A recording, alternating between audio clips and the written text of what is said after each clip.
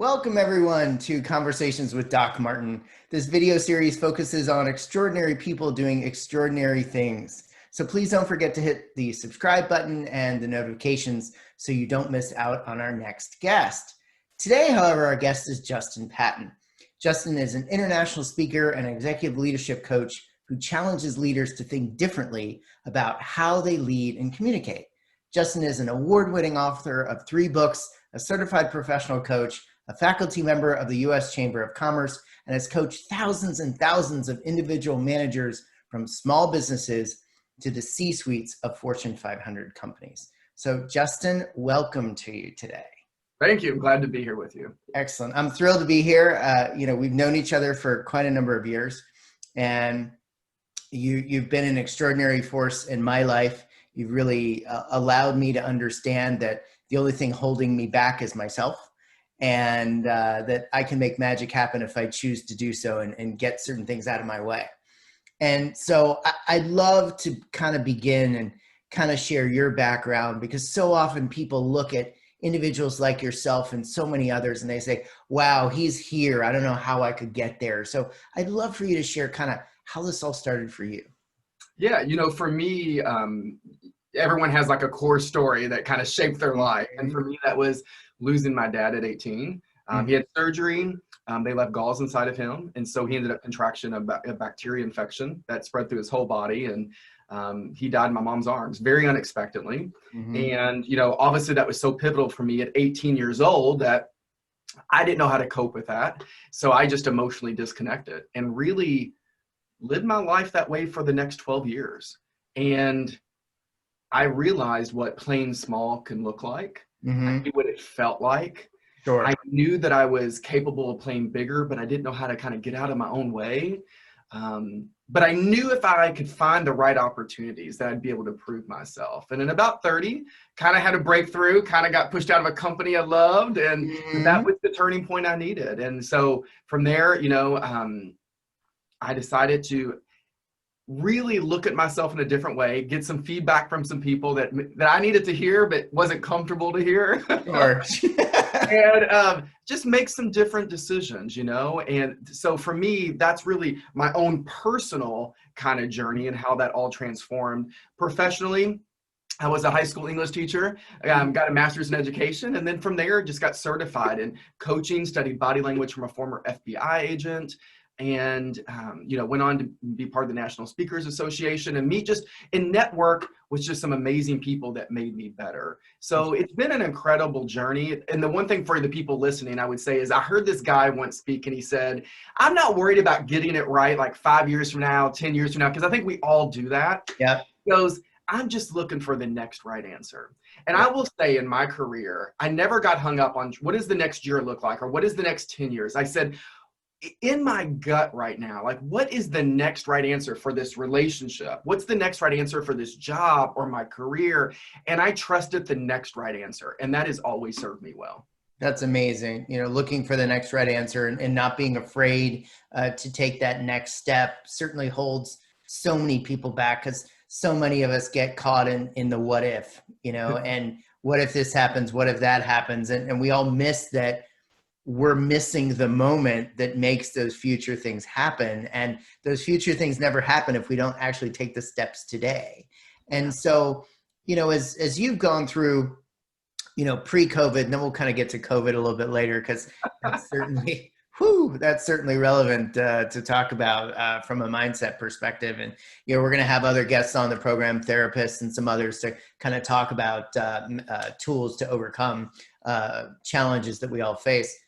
When you think about individuals that you've worked with and you think about that next right step and people getting in their own way, like when you think about people that are stuck, what comes to your mind? Yeah, I think the biggest reason people feel stuck is that they do not give themselves permission to reimagine what life could be like or how it can show up differently. Because I think sometimes we just get, I don't know about the people listening, but we get so busy being busy in our jobs as parents. We put our heads down, we're in the grind, and we're just doing the best we can right? Yep. Based on that level of awareness that we don't know that we can experience life differently. And Mm-hmm. I don't think it's until something happens or someone comes along that challenges you to say, maybe there's a different way. And I think, to me, that's why I love coaching. I always tell people coaching is not about changing anyone. You don't need to be changed. You don't need to be, quote, fixed. And Yes. it's creating the space for you to reimagine what life could be like. And Absolutely. sometimes just reimagining who you are at your best, because you lost sight of who you were at your best. You walked out of that, maybe in the busyness of life. And I Mm-hmm. think what I love about the work that I get to do is I help people step back into the truth of who they are, who Mm-hmm. they've always been, but maybe just because of life, they walked away from it. Sure. So they've kind of they so what I'm almost hearing is that they made that decision to walk away, and they're having so much trouble making the decision to step back in, to Well, step back over that line. and oftentimes, right, very unconsciously they've stepped away. Mm-hmm. But when you've stepped away for so long, that becomes your normal. Like, you Yeah. don't know life can be differently. Quick analogy, I remember I was traveling every week speaking, and there was in my kitchen, there's a light fixture, and it has 3 light bulbs. One Mm-hmm. of the light bulbs was out. And I was like, I still see fine. It's good. I'm not going to worry about it. Well, life kept happening, and I was traveling every week. And so I just, I became accustomed to it. Well, when I went to finally go change the light bulb, I realized that actually 2 of the 3 bulbs had been out. And when I had put both of those light bulbs in, it was so much brighter. And I remember going, why would I ever live my life like that? But Absolutely. my eyes had adjusted to that dysfunction. And Mm-hmm. our eyes adjusted the dysfunction in our marriage, to the dysfunction in the friendships, the dysfunction at work, when it just becomes the norm, and you stop forgetting what it in a reimagining what it could be like. And I think that's what coaching does. And then what happens is when you step back in, you're like, why on ever would I have put up with that, right? Absolutely. Beautiful Absolutely. part about what we get to do. It's interesting you talk about how we accommodate to things, and having been a chronic pain sufferer, I understand what that is like, as to live with chronic pain, and that becomes your new normal, and that's a physical pain, and so many of us don't understand that there's mental pain and anguish that we are allowing ourselves to sit in without moving forward. And I love your light bulb analogy. I think that's fantastic. I know I've told you this story. Uh, Thanks to you, I was so inspired to become a coach myself. And I remember so distinctly sitting in our program, and we were talking about the whole concept of limiting beliefs. And I was thinking about something really deeply personal. And I remember sitting bolt upright in my chair thinking, who the heck ever made up that rule? Like, I was living my entire life based upon a rule and an assumption that I created in my own head. Yeah. And all it took was a mental shift to kind of go from one place to another. And that kind of leads me to the whole concept of trust in yourself, trust in others. And I know that that's something that you love to talk about, which is trust. And today, in today's world, we've been so challenged, just with COVID, and politically, it doesn't matter what side of the aisle you're on. Our country, for those in the US, is incredibly polarized at this time. And so talk to us a little bit about what you've seen relative to trust within ourselves and our workplaces today. You mean just in general? Yeah, exactly. Yeah, I'll say a couple things, and we'll kind of lead up to that. Sure. I obviously, so much of my background's around teaching about how Yep. people show up in leadership presence. Yep. And I think there's a very clear difference between presence versus leadership presence. Mm-hmm. And it all is really about trust. We all have presence. Mm-hmm. Presence is how the way we show up makes other people feel. We Yep. all do that every day, whether the bank, the grocery store, our family, we walk in the door. Yep. Leadership presence is different.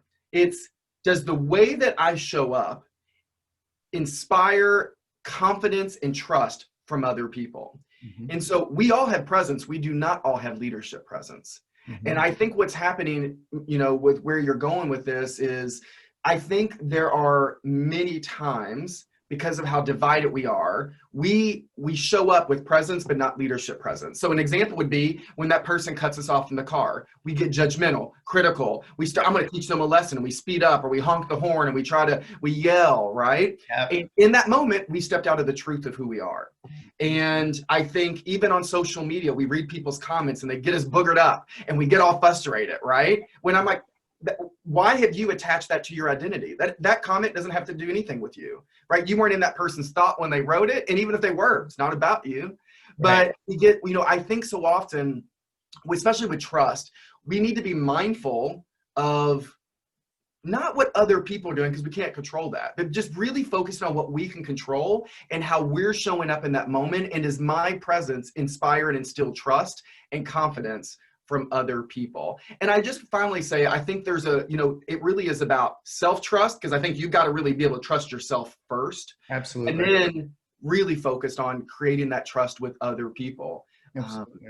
So that's what comes up for me initially. Yeah, I think that's fantastic. I mean, I think our entire society, to a great extent, is just so stuck on coming to judgment of a situation through the framework of our own lens, because we see the world through our lens. And certainly with social media, I was actually just reading an article this morning relative to algorithms of social media. And when it first started, and still today, there was an attempt to create these algorithms to give you more of what you want.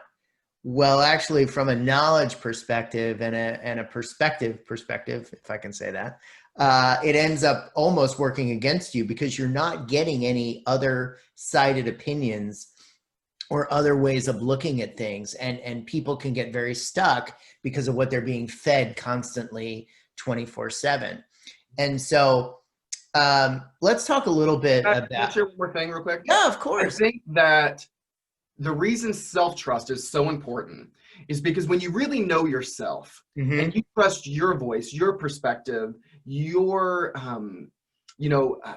presence, I think you're more open to other people's. Totally. And what happens is you don't attach their comments to your identity. I work with a lot of people who someone makes a comment or something is said or an action happens, and they hang it on their soul and they wear it around every day, and they victimize themselves over and over and over.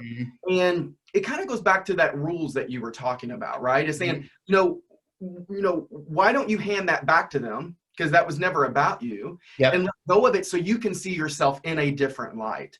And I think that's why, to me, it's so important to help people develop their own trust in themselves, to recognize that somebody in this world needs your voice in only the way that you can say it. But people say, you know what, I'll speak up when I'm confident.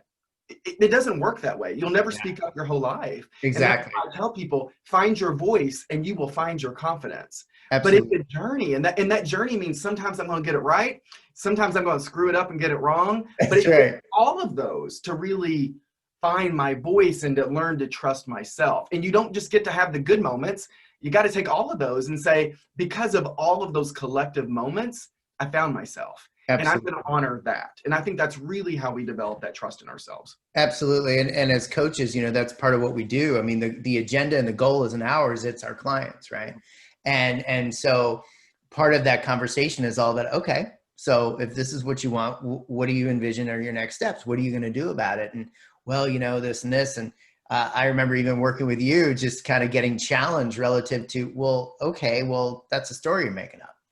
And so why is that a story? And then you talk through that and figure out the next steps. And so, it just makes me think the book, The 15 Commitments of Conscious Leadership, where it talks about above the line and below the line. Are you above the line where you're open-minded and willing to hear the other side and going in, as one of my mentors once said, seek to understand, or are you going in under the line or below the line? I believe the author calls it, where you're coming in from an assumptive place and coming from your own frame of reference. So when I think about these concepts, I truly do believe they're very simple, but they're not necessarily easy, because we're so ingrained with our habits, like your light bulbs. It was really simple to change them, but it wasn't necessarily that easy because you let it go for so long, right? And so what can you share with our listeners about what are some of those first steps you can start to take within your mind to start breaking down those judgmental walls and those filters that cause you to look at the world in your own given way. Yeah. If I could say it is in the most simple form, I think the number one thing that holds us back is ego. And I think you got to get, ego shows up in a lot of different ways. Sure. But at the end of the day, that's what pulls us out of the best version of ourselves. Yep. So to me, ego is always any fear-based thought that pulls us out of the truth of who we are. So two things that I teach people. One is you've got to have a clear vision for who you are at your best. Not what you think you want to be, not words that sound sexy that, oh, that's the person I hope to be in life. Right. But like when I really look back on my life, when I'm at my best, I'm empathetic, I'm present, I'm a good listener, and hopefully I'm inspiring, right? Well, if I really am clear with that vision, I can tell you the moments in the car or with my family or at work when I walk out of that truth. And so sometimes it'll show up as not listening. Sometimes it'll show up as not being present or getting critical and judgmental or, getting so heads down that I'm not realizing the impact that my presence is having on other people around me. So it shows up in different ways, but it all comes back to ego. And I always would say, we all have ego, every one of us. Yep. I don't even say it's about getting rid of it. I think you got to recognize that it's there and you need to know how to keep it in check. Yeah. And without that level of awareness, Martin, I think that what we do is we keep living our lives in that dark with and we justify it by saying we're doing the best we can. And I do think people are, but they're not realizing it can be different. But it's not going to be different until you keep your ego in check. Yeah, absolutely. And I've talked about this on a number of our different episodes. I'd actually love to get her on one of these days. Dr. Carol Dweck out of Stanford wrote the book Mindset and talks about fixed mindset versus growth mindset. You and I have talked about that before, and just we get so fixated relative to our ego. I've actually never thought of it that way before, because if you think about it, a fixed mindset does have a bit to do with ego, because a fixed mindset, a person will look at an individual or not an individual, a specific situation and say to themselves, I am a failure, versus I failed, which would be growth. And how can I change and do something different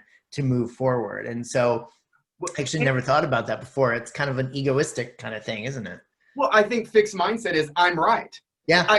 I can't, this person doesn't know what they're talking about. Yeah. Right. Yeah. So I don't know why I'm sitting here listening to this, like this, I already know all this content, right? Yeah. Very fixed mindset, where to your point, growth mindset is, you know what? I'm curious of why that person said it that way. Yeah. And so I'm going to stay open and be curious. Might not even agree, but I want to be curious about why they believe what they do. So maybe there's an opportunity for me to learn something, even if it's just their perspective, right? Yes. And just, it goes back. I want to say one thing. I'm taught this to coaching. The beautiful thing about coaching, when I said that everything that I get to do is help people reimagine who they are, is reimagining puts us back into possibility and abundance. Totally. And what happens is when we're stuck, or we're really operating out of scarcity, fear. This is, my marriage sucks. I don't know what to do about it. It can't be any better, versus, well, I want you to reimagine reimagine what it was when you were in love. Absolutely. Let's imagine what it was that brought you together. Reimagine what you can't control your other partner, but what can you do differently to have the relationship that you say you want, right? And when all of a sudden, when you give yourself permission to reimagine, you step into this full abundance of possibilities. And I think life starts to change for you. I think you feel different about yourself. And that's the beautiful part about just changing the mindset and what it allows us to do and how we see things differently. Absolutely. And giving other people permission to be who they are. Yeah. One of the things you said to me once that was really quite transformative, we were talking about somebody in my life, and you said, Martin, what would it be like for you to consider a person did the best they could with the skills they had at the time? Totally. And it literally caused an explosion in my brain. And I live my life now with that construct in my head. And the example I often give to clients as well as from the podium is the whole concept of texting somebody and they don't text you back, because gosh knows nobody wants to talk on the phone these days. It's just crazy. I don't get it. But I'm glad you like to talk on the phone. But anyway, so So, you text somebody, they don't text you back, and you don't hear from them, and you make up all these stories in your head, and, you become the victim, and then you villainize them, and, they're jerks and everything else. And then you hear something happen, gosh forbid they had an accident or something untoward happened in their life. And instantaneously, your mindset is shifted to empathy and care and love instead of anger and distrust and angst. And if we can all kind of attempt to embrace that as much as we can in our daily lives, because we're all human, we're not perfect, right? If we can attempt to embrace that as much as we can, it can kind of really change the face of our lives and how we interact with this thing that we call life. So, as you've had the opportunity to work with thousands and thousands of people, both individual as well as in groups, and particularly, group dynamics are quite interesting when you're teaching groups. And what have you observed over the years about aha moments that people kind of have within your programs? Like, what do you think tends to kind of snap people out of where they are from a mindset and filter perspective? I think you have to, in a safe way, challenge how people see themselves. Got it. And so to me, it's creating the space, whether it's a question, whether it's an exercise, whether it's just reimagining in a vision exercise, for them to turn the mirror on themselves in a safe way, not a judgmental way, but to say, I didn't know my relationship with my kids could maybe even be like that. Right? At work, things suck right now, right? But what do I have control over? And I wasn't even thinking that, that I was getting in my own way. I was blaming everyone else. And what would be different if I would allow myself to do, this next step? And so that's been my experience, that if we create a really safe space for people to look at themselves differently, often they'll look at themselves. But the moment that people feel judged or they're going to be criticized, all that reflection is going to go out the window, because their ego is going to creep up, which is normal for all of us. And we want to be right. So it really, first step to me, requires really creating kind of that safe space for that to happen. Absolutely. Something you said earlier that I thought was I want to go back to something you said was insightful. When you talked about, when I made that comment that everyone in life is doing the best they can based on their level of awareness. I believe that. I know, and I think for me, this is my only perspective, I think it's the only way to forgiveness. Because when you can honestly believe that person's actions hurt me.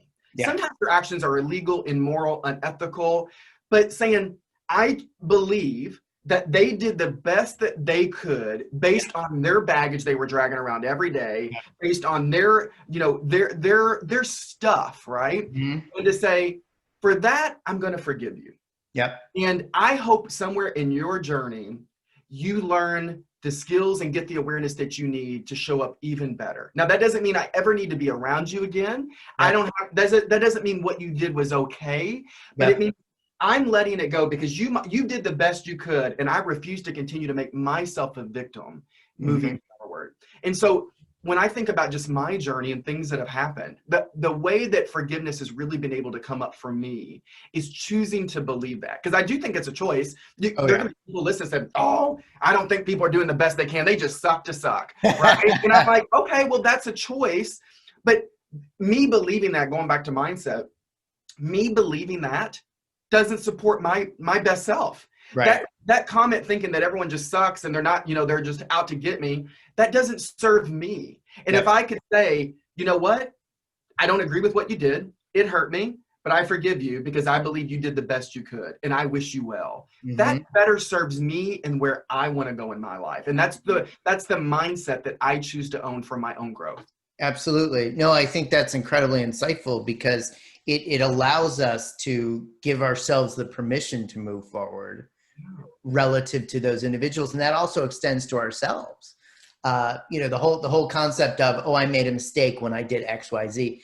There's actually, as individuals, barring hurting another human being, I talk about this all the time. There is no such thing as a mistake, because if you as an individual went back to that point in time with the same knowledge, intuition, passion, and awareness, you'd make the same decision all over again.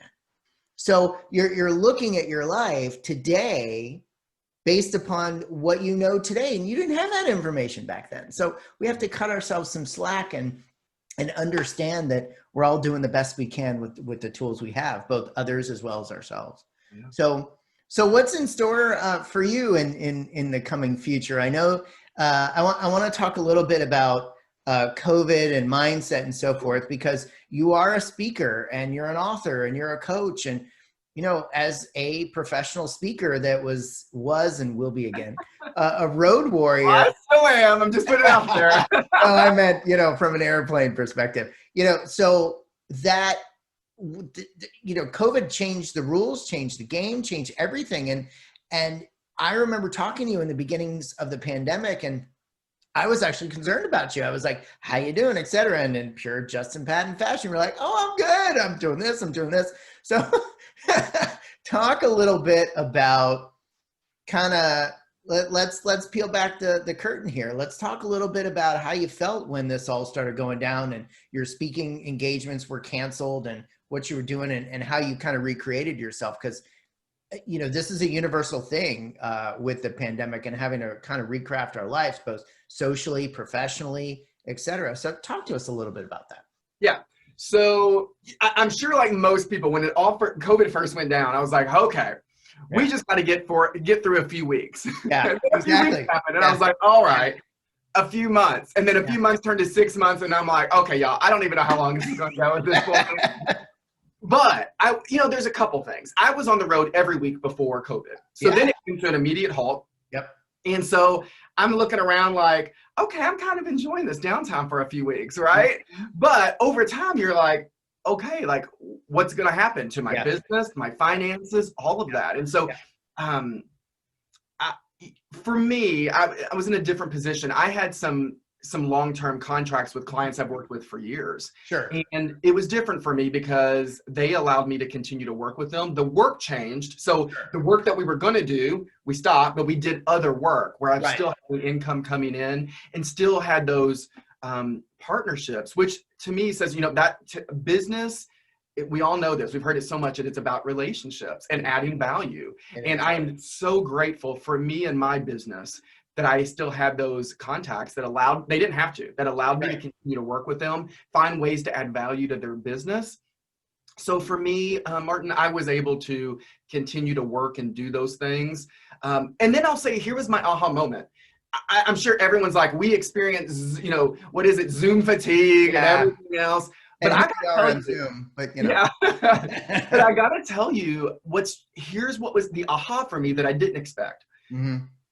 So when I'm speaking in front of thousands of people in an auditorium or, whatever it is, that there is only a certain level of interaction you can have, right? I get people on stage, I might have them turn to each other, but there's only a certain level that you can really do. Yeah. And when we got on Zoom, we started, I use the chat box so much. Mm-hmm. And what happened is, the level of depth of the questions that people were asking was so much deeper and richer than a face-to-face experience ever was going to get. Because they're not going to speak up in front of hundreds or thousands of people, right? Where now they have a platform to say, can we go deeper here? Or they get really personal and ask a question because they're behind a computer screen by themselves. Or they send it to me privately and I can share a general comment. And none of that was happening before. So I got to tell you, for me, there's been a lot of moments I've really enjoyed this experience being virtual for the level of depth and interaction that we were able to go, which does not always happen in a face-to-face version. And from a coaching perspective, it's obviously I still can coach people because it was always virtual. So that's been helpful. But it is, for every person that has a business out there, it is rethinking, my business is going to look different moving forward. And I can't focus on 400 things to say, what are the 1 or 2 strategic initiatives that we're going to try to really own to put ourselves in the place of most potential. And then when we say we're going to own those, we're going all in. And so that's what we're doing now, is stepping back, saying for 2021, what are the 1 or 2 strategic initiatives that we think will really help us and our business grow? and committing to those. That's fantastic. I love that. Yeah, I would be remiss if we didn't bring that question into this conversation, because it's so relevant to everybody listening and everybody in the world going through what we're all going through right now. So before we conclude, one kind of final, very open question. Go whichever way you want with this one, but for everybody listening, what would you like to leave them with today? Yeah. My final thought would be that you don't need to be fixed, that whatever you're experiencing out there, you don't need to change who you are. You just need to go back and remember who you are at your best and give yourself permission to live that version out every day of your life. That's fantastic. That's fantastic. Well, thank you so very much for being here. Thank you. I appreciate it. It's been an amazing experience as always. We're going to go ahead, put all your contact information, below this video. And I want to remind everybody, don't forget to subscribe, click the notifications button. And as I'm ending all of my videos, I want everybody to remember this. Life speaks to you. And if you think it doesn't, you're not listening. Thanks, Justin. Take care. And we'll see everybody soon. Bye-bye.